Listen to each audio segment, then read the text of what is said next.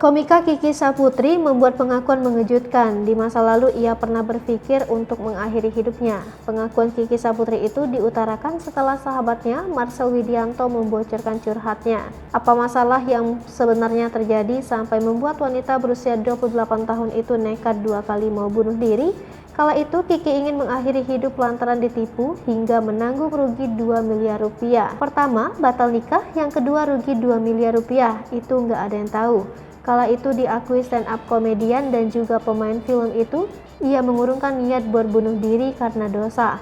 Kemudian ia pasrahkan hidupnya kepada Allah sampai akhirnya mendapat rezeki yang berlimpah. Rupanya terpuruknya Kiki sampai mau bunuh diri ketika ia mau melakukan pekerjaan merosting Gubernur DKI Jakarta Anies Baswedan. Jadi ketika Kiki mau roasting Pak Anies, di situ Kiki ada di titik terendah dan ketika Kiki ancur-ancuran.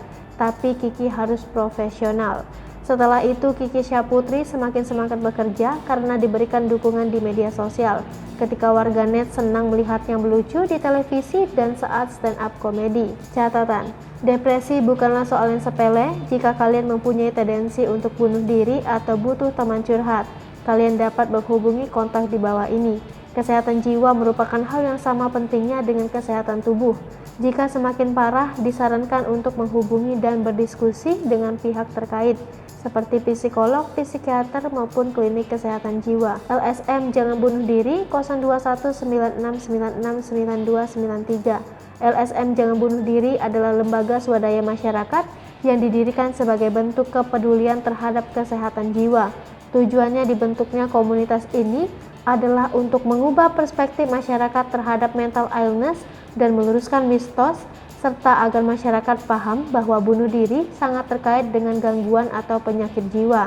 Kalian dapat menghubungi komunitas ini melalui nomor telepon 02106969293 atau melalui email janganbunuhdiri@yahoo.com.